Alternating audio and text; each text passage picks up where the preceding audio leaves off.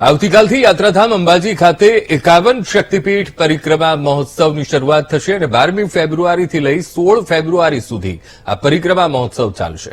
51 શક્તિપીઠના એક જ જગ્યા પર ભક્તો દર્શન કરી શકશે। પરિક્રમા મહોત્સવમાં ભક્તો માટે સાંસ્કૃતિક કાર્યક્રમનું પણ આયોજન કરાયું છે।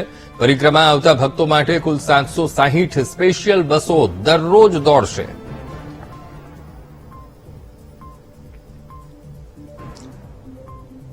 તો આજ મુદ્દે સંવાદદાતા અક્ષય ભટ્ટ ફોનલાઈન પર જોડાઈ ગયા છે। અક્ષય, આવતીકાલથી અંબાજી ખાતે 51 શક્તિપીઠ પરિક્રમા મહોત્સવ શરૂ થશે, કેવી વ્યવસ્થા અક્ષય?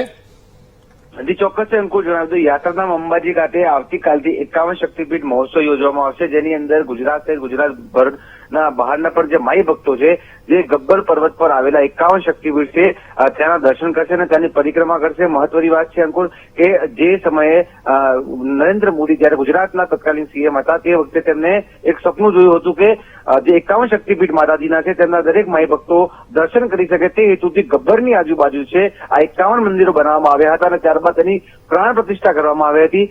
તે જ સમયથી જે છે આ પરિક્રમા હાલ સુધી અંબાજીમાં યોજાય છે, જેમાં જે છે માઈ ભક્તો છે અલગ અલગ જગ્યાએથી જે માં અંબાના દર્શન કરવા માટે ગબ્બર પહોંચતા હોય છે। 51 શક્તિપીઠો છે તે મંદિરના દર્શન કરતા હોય છે, તેની પરિક્રમા કરતા હોય છે, તેને લઈને વહીવટી તંત્રે સંપૂર્ણ તૈયારી કરી દીધી છે।